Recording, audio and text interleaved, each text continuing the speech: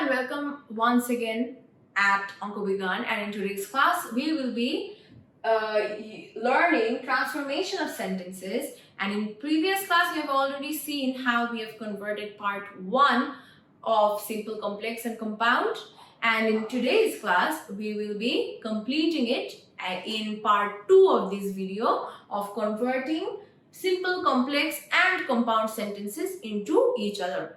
So transformation of sentences is once again a very important topic for your SSC and HSC syllabus, because you can have a majority of 5 marks in this topic. So as a grammar topic, this is a very important lesson for you, and this is also a lesson that a lot of students can generally get confused about. For that reason, I have divided into many different units, and simple, complex and compound part 1 has already been published. If you have not watched that video yet, make sure you do watch it first and then you watch the rest of this video. So to start off, simple sentences are those sentences which has just a subject, a verb and object and then extension.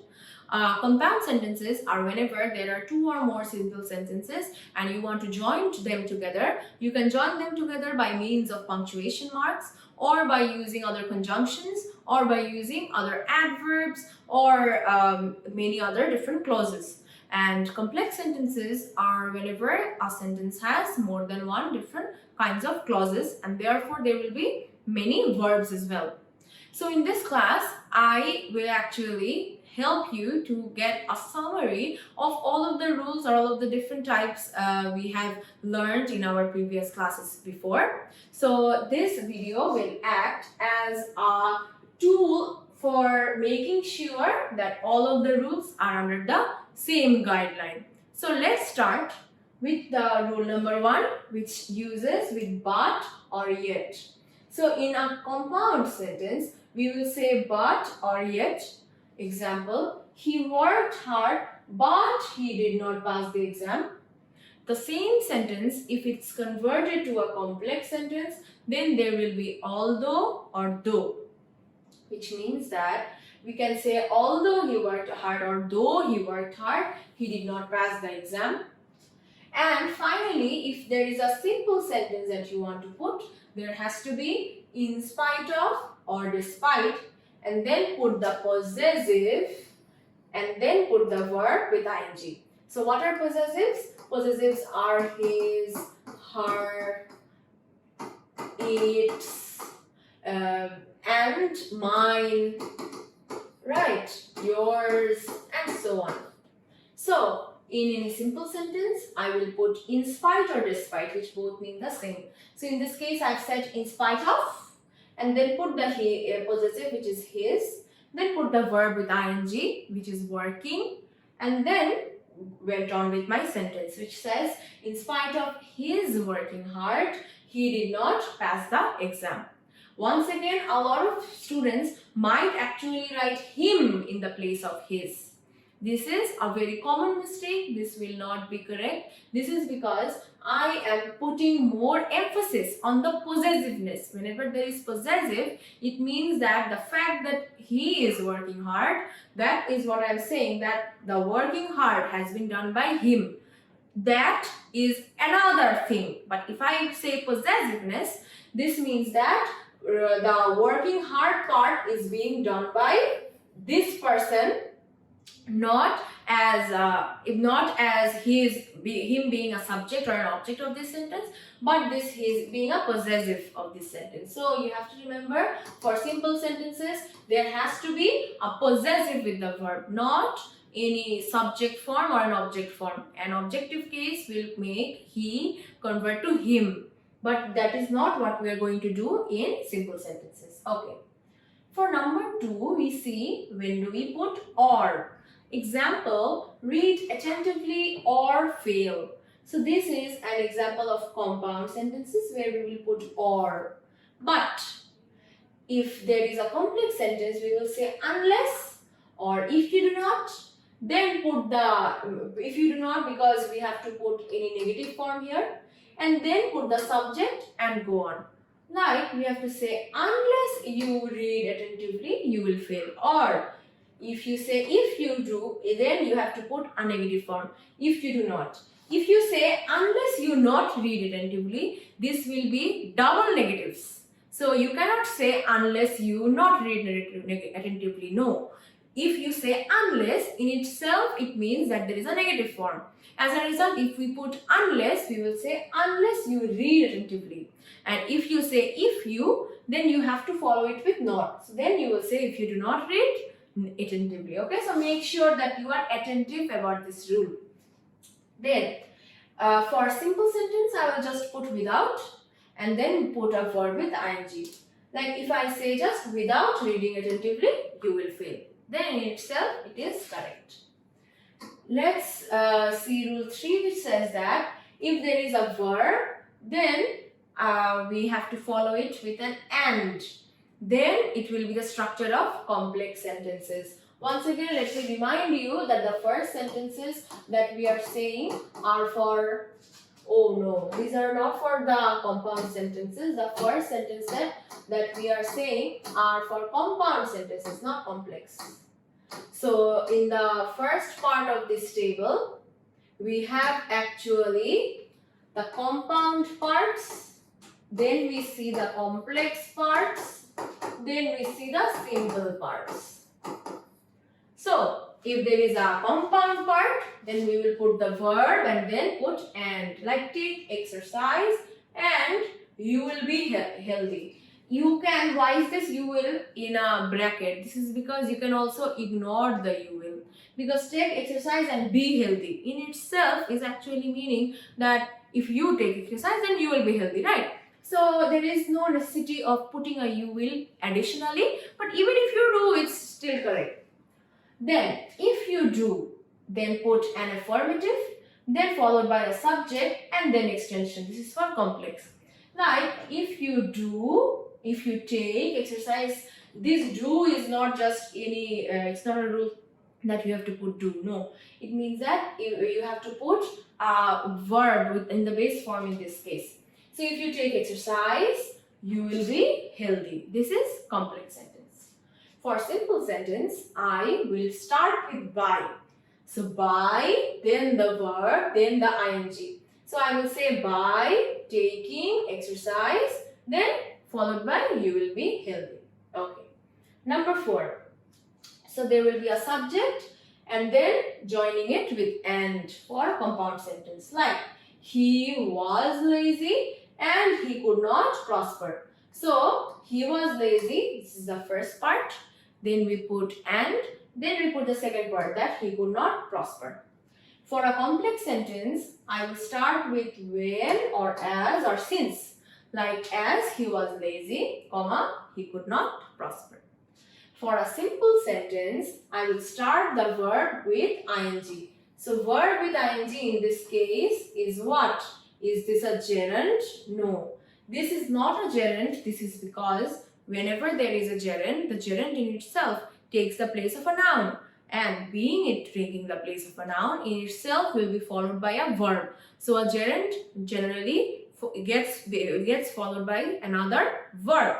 But in this case, I am putting this verb with ing and following it with the another verb which is lazy. So being lazy, the word being is actually explaining another verb which is lazy. As a result, this is not a gerund in this case.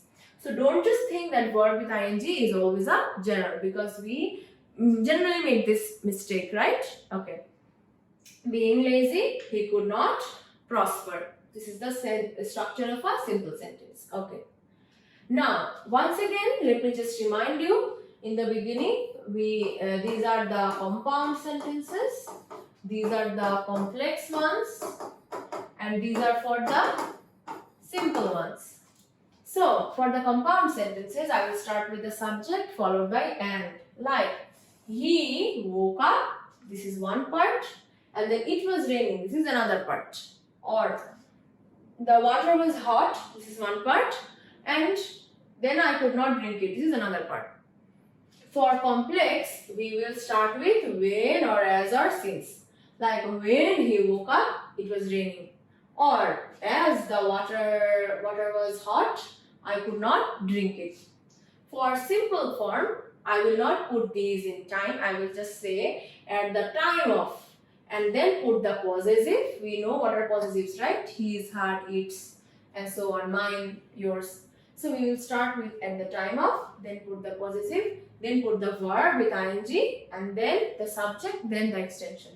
So we see how we have started with at the time of, then put the possessive, which is his, then put the verb with ing, which is waking, then continued, right? Or there is another structure where we will start with the subject and then put having or being, because both these words having and being, these are not gerunds, these are used to explain the main verb. So having or being hot. This hot is not a verb, this is an adjective. So we are saying that they are being hot. So these are the verbs here. So they are being hot, and then continue the subject with the extension. So like the water being hot, I could not drink it. Let's look at the sixth rule, which says with very. So in order to quantify that there is a lot of amount in something, we will put very and then followed by and. Like the sum is very hard. This is one part where I have used very, and then we will put and then we will put another sentence which is I cannot solve it. Or the sum was very easy. Not the sum, the sum was very easy. Then we will put and then the second part of the sentence. For complex sentences, we will say so that and the subject, and then can or could depending on the tense, and then put a verb. Like the sum is so hard that I cannot solve it. So V1 is referring to the first verb. So the sum is so hard that I cannot solve it, or the sum was so easy that I can solve it. Okay, there will not be can here, there will be could here, or also you can put can here, meaning that you can still solve it right at this moment, right? So I think both can apply here depending on the meaning of the sentence. Okay, now you see here we will put to or enough. So like if I say to or enough, like this sum is too hard, or then follow it with another two, like the sum is too hard for me to solve. So first of all we have used these two, then we have used these two, then follow it with the verb. Or the sum was easy enough for me to solve. Okay, then for number 7 we will start with and he want or wanted to. Like we will say, you can say this sentence will be applicable for any tense. The man ran fast and wanted to catch the train. So in this case, this can be for any tense. Like if it's past here, this will also be past here. If this future, then future, present, then present. So the man ran fast and he wanted to catch the train. He is not necessary here because we have already said the man once, so it's not necessary. Then so that or in order that, and with can or could, then with the first verb. So if I say the man ran fast, the man, there will not be ran here, there will be ran. The man ran fast so that he could catch the train. So once again let me remind you that this is the sentence structure for compound, this is for complex, and this is for simple. So for simple, we will start with to or in order to, and then put the first verb and then extend. So we will say the man ran fast to catch the train. So we have just put it in my usual present indefinite tense. So we can just say to catch the train. Okay. For compound sentence with not only and but also.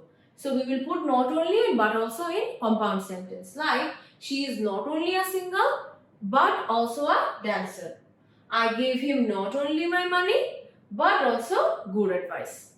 For a complex sentence, we will say who and then as well. She who is a singer is a dancer as well.